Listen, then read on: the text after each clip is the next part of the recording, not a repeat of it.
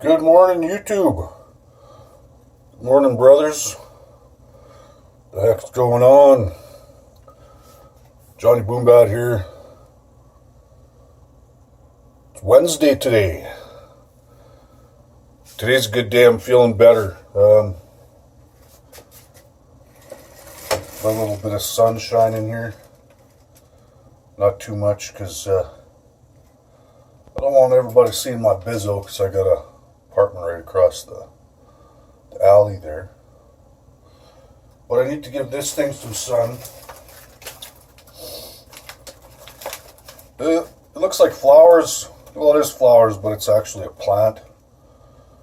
And I like it because it looks cheerful. It looks happy, and it's got thick leaves. It's called a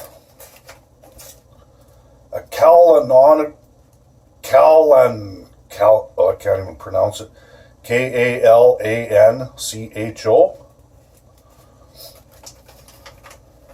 I bought that at the grocery store for $10, and I think I'll get another one for this bench here.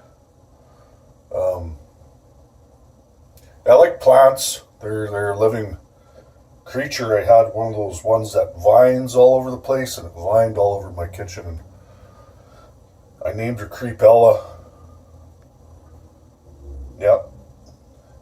Well, it's Wednesday, and I'm feeling better. I did get laid off work like 3 weeks ago. It was kind of a blessing in disguise because I was getting to the point where I was waking up every morning and I was like, God. And this was before I had my truck. I had to walk about 5-6 blocks to the bus stop, catch the bus to the south side, and then get off, and then walk another half mile.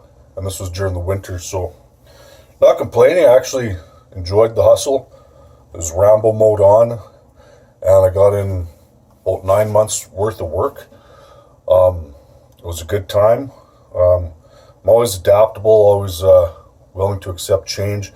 Just a transition of being uncertain when things are up in the air, which I don't like when things are up in the air because I'm waiting on things. I don't know exactly how something's going to turn out. What I'm going to get for this or what I'm going to get for that. And so during that time, I just I just give deep prayer to the Lord and trust in Him that He won't lead me astray. He won't leave me. He won't leave me, and He'll pull me through. So I had to do that, and I thought, well, you know what? I'm not working. I prayed to the Lord because I was exhausted, and I wake up in the mornings and I'd be like, God, I can't do this anymore. I'm 47, but not that has anything to do with it. I mean, I used to feel this way back when I was in my 20s because I've always trained insanely hard. I had that till death training mentality, Micah Menser heavy duty style training, because I just love the intensity. But with that, you got to hold down a full-time job, and honestly, I don't think it's humane to have people work 5, 6, 7 days a week, 10, 11, 12 hours a day. It's it takes up a huge fraction of your life, basically being a slave. And I think we can get along just fine, most of us, working 4 days a week. So they are actually experimenting with that in Canada, with different companies having their employees working just 4 days a week, which I always liked. When I worked at a hotel, I worked 4 days a week, and having the 3 days off was nice because I could go on a road trip. After the second day, you're finally recovered, then you're like, oh, thank God, I got a third day here coming up here. And it is really nice. So I agree on that. I was willing to sacrifice a few dollars just to have that extra day off, because money doesn't really mean anything to me. It's having the stuff that I need that means something to me. And so as long as I could arrange my budget so I can pay for the things that I need, and I'm fine with that, because the number one thing in my life that gives me fulfillment is not material things, but being able to bodybuild. Whew, you have to excuse me, I'm a little running off edgy, nervous energy right now. I'm talking to you early this morning. Well, not too early, it's 10:30. But I got up this morning early and I did the dishes and all that. And then I'm running off a little bit of this, and that's a thermal, and I've been taking that actually during the phase when I've been bulking up here to keep me lean, and it's amazing how much I've been able to eat and not put on a lot of fat and still stay really lean. And it's got caffeine, Clenbuterol in there, and Yombi, and I had to start taking just half a pill a day, half because you break it in half, and then over time a full one. But always got to watch too much caffeine. You can kind of sneak up there a little bit, but when you start getting bad side effects like anxiety and stuff, back off. Just caffeine is you gotta be careful. Yeah, and then I make my coffee here, which I started getting into drinking coffee at home here, and then I actually put a big chunk of dark chocolate in there when I'm mixing in my hot water, and it's instant coffee, and I put in some cream and then a chunk of dark chocolate, and then I pour in my hot water, and it makes for like this chocolatey kind of creamy coffee. Ooh. Ooh. Ooh. Ooh. Yeah, I gotta get going this morning, hop in my truck, and I'm gonna go pick up some, I wanted some Western shirts. The kind where the pockets have the little point that comes down and the snap buttons. Just to have like some shirts that are semi-dressy, but still kind of on the badass side, and the Western shirts are kind of a nylon-y material, and they still got that kind of pattern on them that looks like a lumberjack pattern, but they're nice. They got the little bit of a pointy collar here, and then the back of the shirt comes to the threading comes to a point.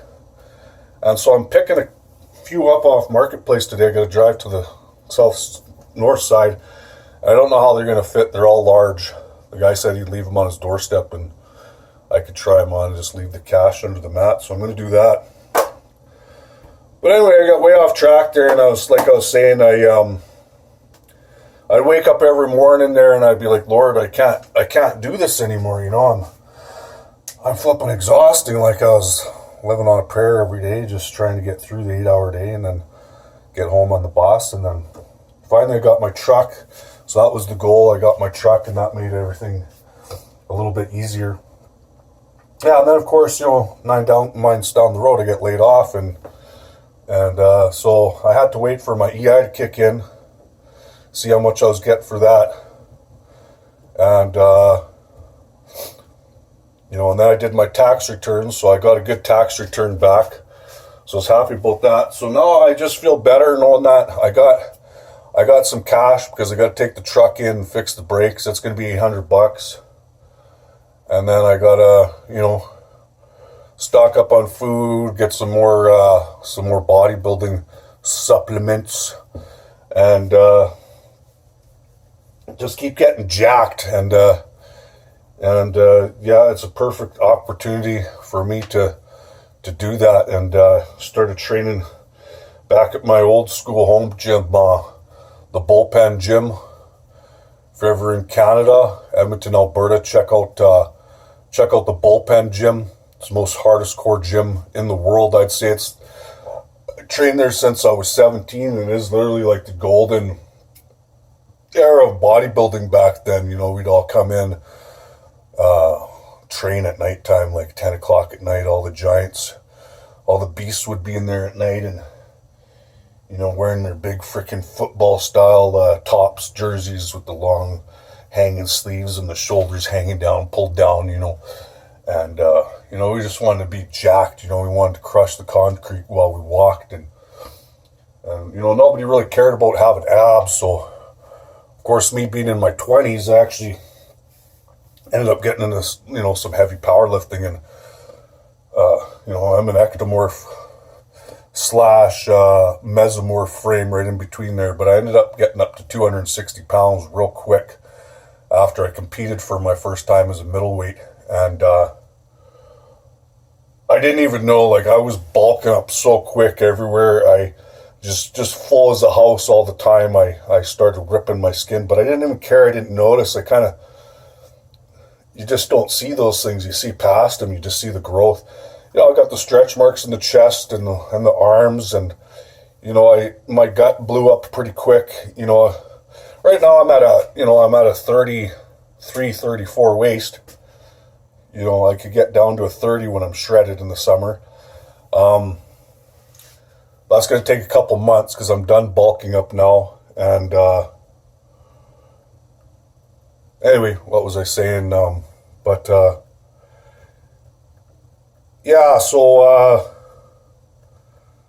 So I'm training back there again, and I'm just going to enjoy the summer and just keep getting jacked, and slowly start tightening up my diet a bit, and hitting the tanning bed. And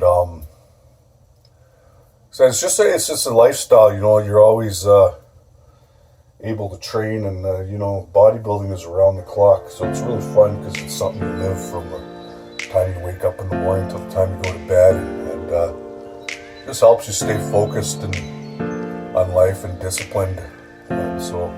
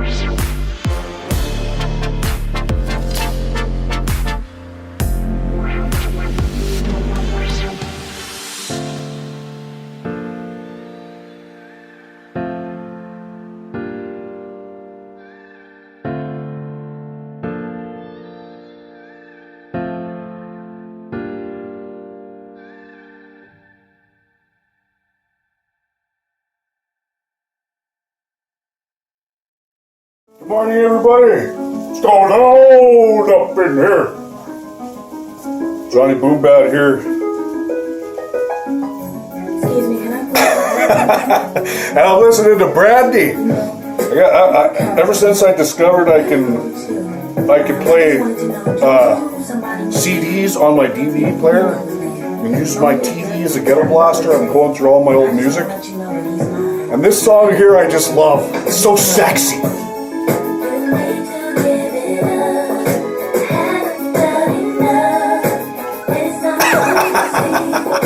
I got some chicken going there. Getting my place cleaned up. Gonna make my bed. And then I'm going to pick up some country and western style shirts from Marketplace off this guy. Bust a new style of wearing country and western style shirts, with the arms all busted on, shit.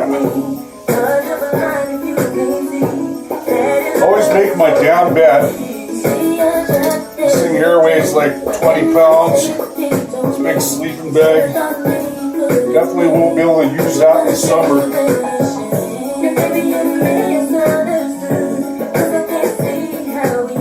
Yeah, I think that what I like about this song is how she's like, the boy is mine. And I think to myself, that's what I want to do. Badass chick. She's like, the boy is mine. I'd be like, yes, I am yours. Take me.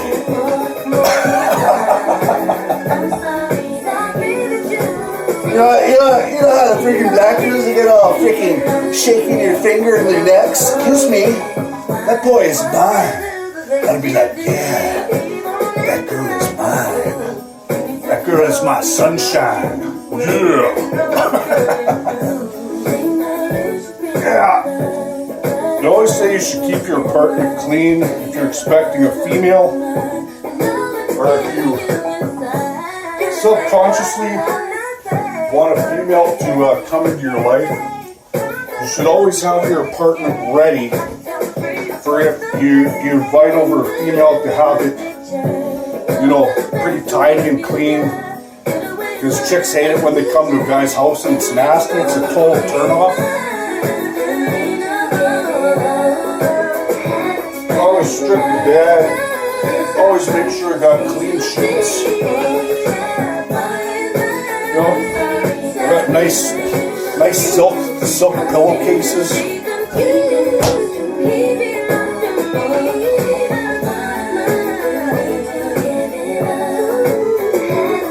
Hold on, I got another one for you. On a more hardcore version, as I open up the, oh yeah, check this out. Oh yeah, that one's pretty scratched up, but we'll see. Let's see if I can play that one. Wait for it. Wait for it. Wait for it. What we got going on?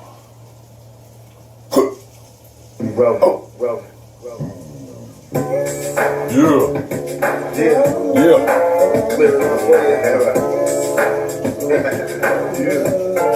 Gangsters don't dance, we boogie. Gangsters don't dance, we boogie.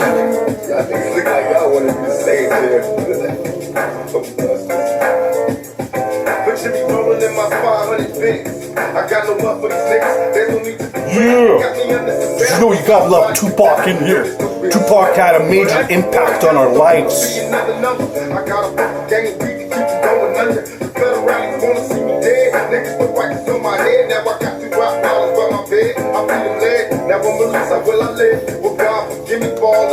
Have a rockin' day. Yeah.